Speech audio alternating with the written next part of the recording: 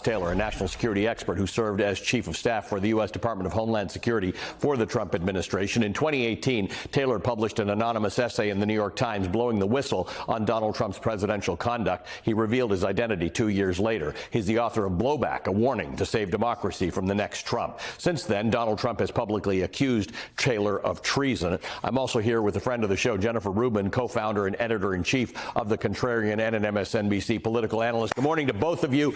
Miles, you're in good company, apparently, being accused of either treason or hating America or being a radical or whatever the case may be. Yesterday was a remarkable demonstration, almost a 50% increase in the number of people who turned out to the last No Kings rally. And the messages were pretty clear.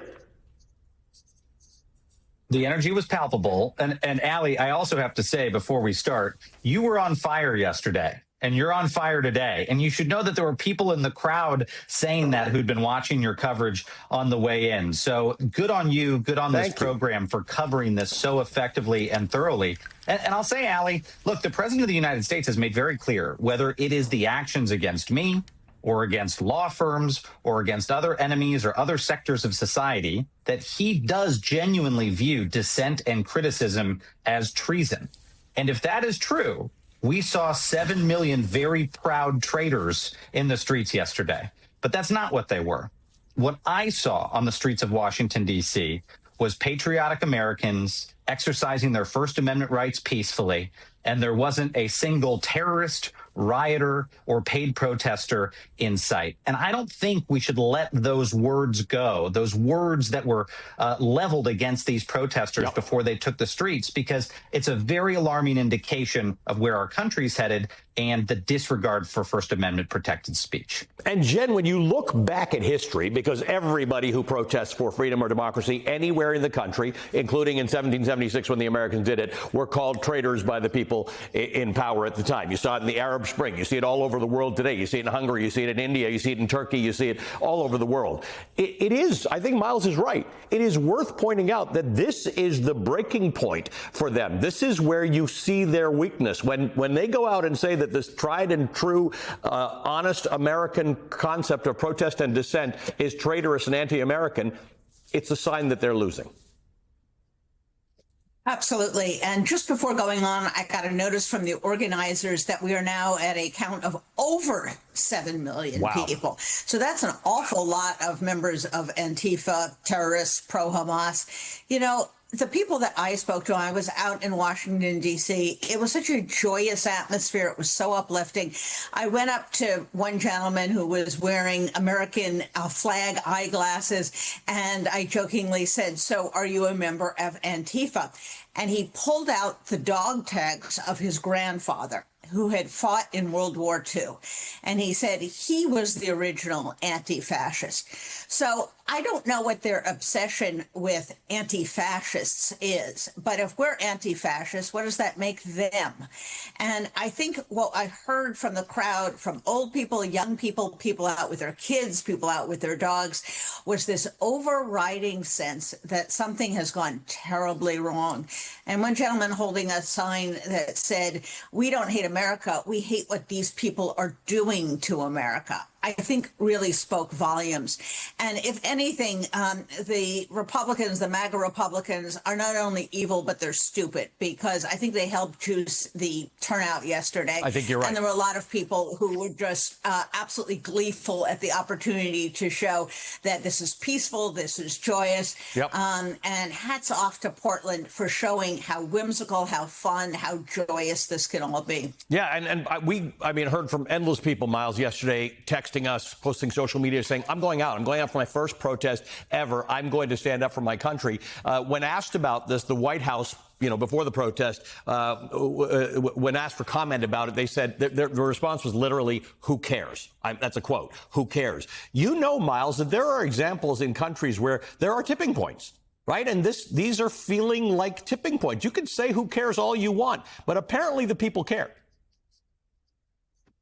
The people care very, very much. You know, Allie, you don't know this about me, but I used to be a real festival nerd. I went to a lot of music festivals. I love live music.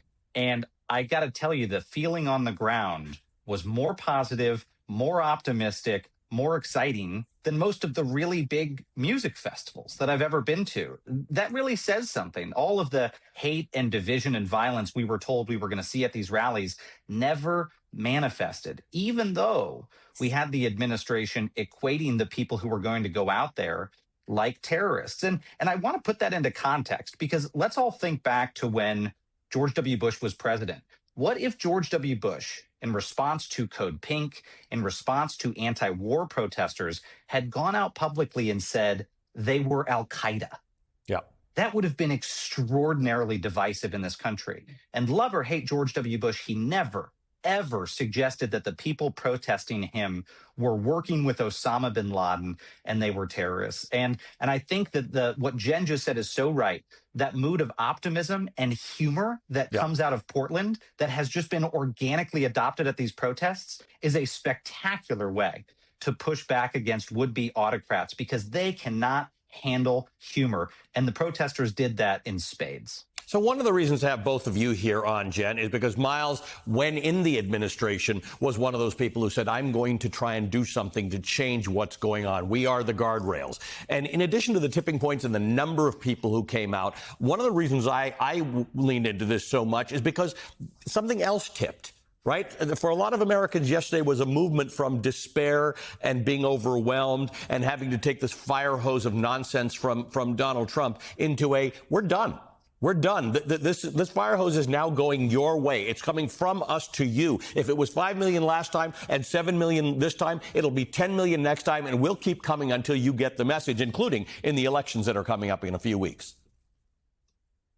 Absolutely. I'm reminded of Richard Nixon hunkered down in the White House during the Vietnam protest, or Hoover huddled in the White House as the bonus marchers were mowed down by the troops. Presidents who get disconnected from the American people do not fare well. And they have created a bubble for themselves, a right-wing media bubble. So they are not getting good information. They're getting their own disinformation. And so when things like this happen, and it's impossible to square with their own reality, you can sort of see the smoke coming out of the ears, the short circuiting, because this is not a frivolous once a year activity.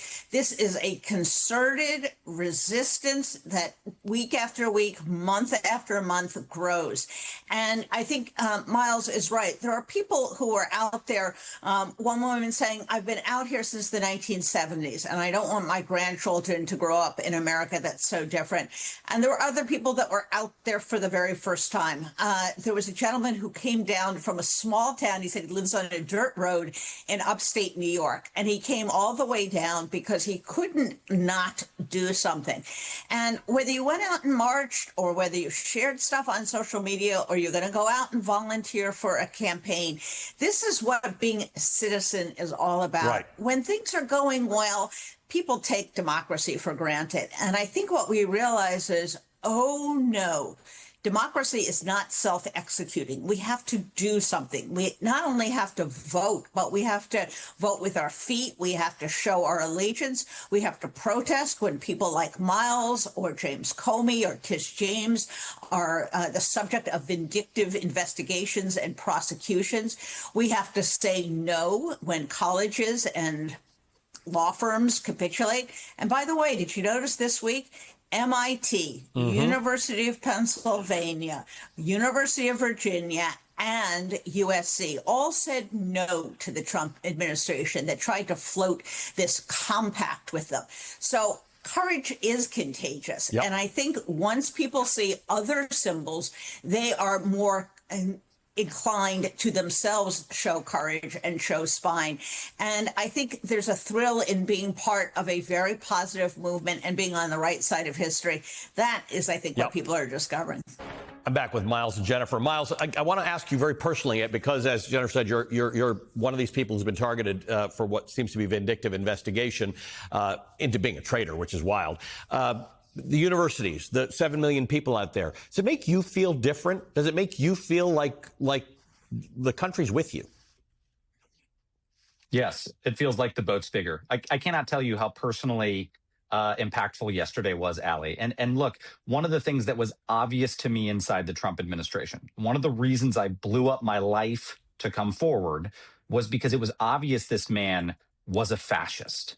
My boss, John Kelly, said he was a fascist. The chairman of the Joint Chiefs, Mark Milley, said he was fascistic to the core. That was obvious. And even though I knew this would destroy my career in the Republican Party, it was clear that that's what we had to do. All of us had to go out and make very clear what was obvious on the inside. And it is so heartening, Allie. If people didn't think that was the case before, millions and millions of Americans now realize it. And what's going to happen next is two things. One, like Jen said before the break, Trump will double down like autocrats do, and it will be a self-fulfilling prophecy. His attacks on protesters will lead to those protests growing. And two, protesters are going to face an array of ways to start pushing back.